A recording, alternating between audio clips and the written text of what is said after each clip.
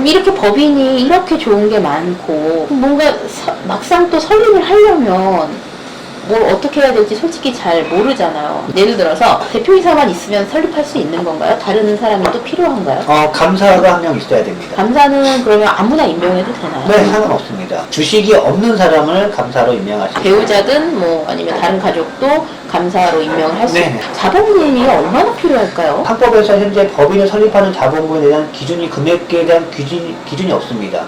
아, 그래서 그래요? 네, 100원도 가능하고요. 100만 원도 가능하고 1000만 원도 가능하고 그다음에 1억도 가능하고요. 법인의 자본금을 많이 넣은 게 좋을까요? 이렇게 질문하시는데요. 네.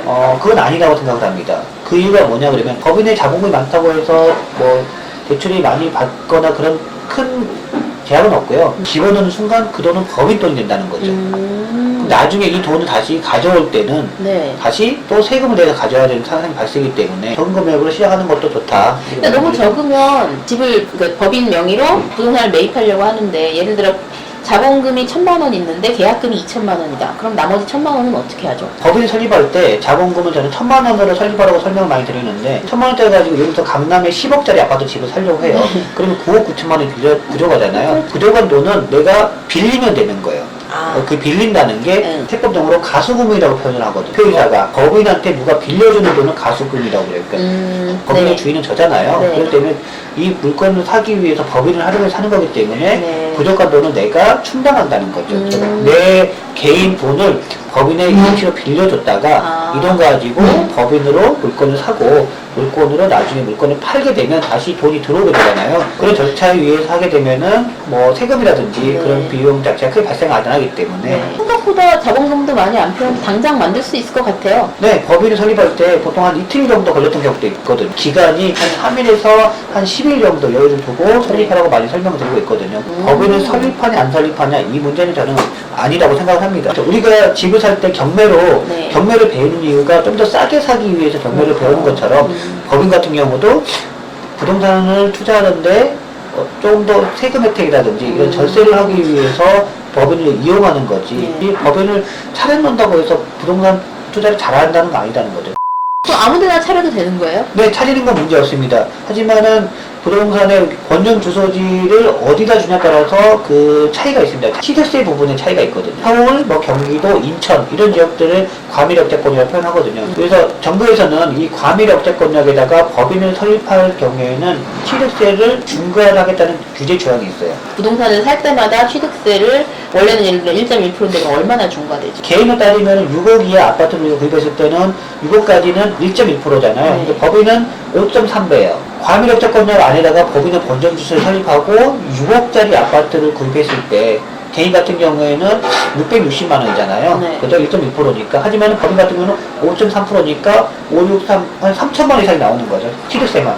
그래서 그걸 피하기 위해서 네. 과밀역세권역이 아닌 비과밀역세권역, 파주라든지 김포라든지 양주라든지 그다음에 화성이라든지 용인이라든지 그런 지역에다가 법인의 본점주소지를 설립하고 부동산을 취득했을 경우에는 취득세가 1.1%입니다. 아, 그러면 주소지를 어디를 잡느냐도 좀 중요하겠네요. 과밀역세권역은 피하는 게 네네네. 가장 좋은 거네요. 네, 그렇죠.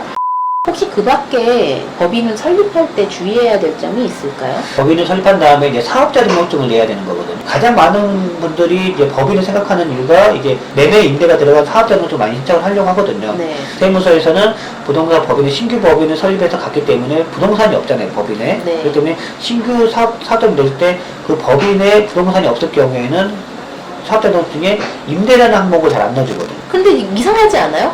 우리가 임대를 놓으려고 부동산 법인을 냈는데 부동산이 없다고 임대라는 항목을 안 넣어준다니 이 말이 앞뒤가 말이 안 맞아요. 어차피 부동산을 구입할 거고 네. 그때는 네. 가면 또 임대 넣어주거든요. 아, 그러니까 어떻게 보면 이중일이 되는 그러네요. 거잖아요. 부동산을 구입하고 임대 놓는 과정에서 저희 입장에서는 큰 차이가 없는데 세무당국에서 큰 차이도 없고요. 그렇죠. 근데 그 기준을 따진다는 자체가 점점 문제가 있다고 생각을 합니다. 매매는 쉽게 사업자 등록이 되는데 임대는 조금 받기 어렵다. 그러면 어떤 식으로 그걸 해결하면 되나요? 사실상은 임대를 굳이 받을 필요는 없거든요. 뭐 매매하거나 임대 놓거나 이런 문제는 전혀 단지 어떤 문제가 발생을 하냐 그러면은 사업자 등록증에 임대라는 항목이 없을 경우에 부동산 법인을 차리고 물건을 구입하고 아파트를 사서 갖고 사서 전세를 놨는데 네. 전세를 들어오는 전세 세입자가 네. 대출을 받은 요즘에 대출만 받잖아요. 네. 법인의 주인의 사업자 등록 중에 임대는 항목이 안 들어가 있으면 은행에서 대출을 안 해주는 경우가 있어요. 좀 치명적인데? 그럼 네. 누가 그런 집에 전세 들어가려고 하겠어요? 저는 또 그래서 이것도 문제가 있다고 생각을 합니다, 개인적으로. 네. 그 사업자 등록 중에 임대 항목이 있다고 해서 대출이 나오고 임대 항목이 없다고 해서 대출이 안 나온다고 이 차이는 모든 은행이 그런 건 그런 건 아니고. 아니지만 대다수의 은행들이 이제 그런 규정을 두고 있다는 거죠. 지금 우리가 부동산을 사서 전세를 놓는 목적으로 많이 활용을 하고 있잖아요. 네. 전세를 놓기 위해서는 임대라는 항목이 들어가야 된다는 거죠. 세무 그 공무원분이 말씀하시는 이유가, 맞는 이유가 부동산이 없기 때문에. 그래서 나중에 부동산을 사가지고 넣어주겠다 이렇게 말씀하신다는 거죠. 두 번 해야 되는 그죠? 결국에는 그 두 번 이 처리를 하는 번거로움이 있다는 거죠. 그러네요. 네. 저는 이런 문제점은 좀 시정해주는 게 맞다고 생각합니다. 번거롭긴 하지만 그래도 사업자 등록증이 있음으로써 그 보는 이득이 더 많으니까 장단점을 파악해서 선택을 하시면 될 것 같아요. 세무당국에서 큰 뜻이 있다 보니까 또 기재사항이 있는 거고 차이가 있는 거겠죠. 더 많이 궁금하신 것은 저희 지성님 이제 앞으로 특강 많이 잡혀 있고 네이버에서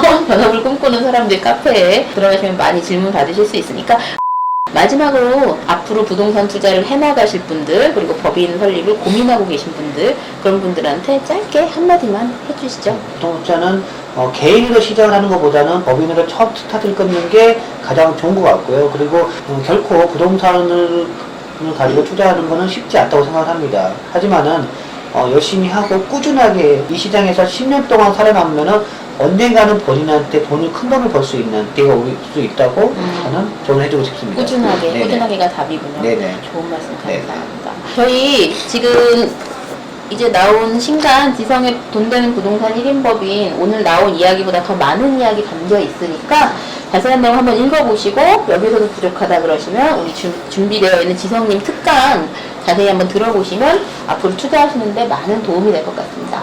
오늘 말씀 감사해요. 감사합니다. 고맙습니다. 수고하셨습니다. 네. 네.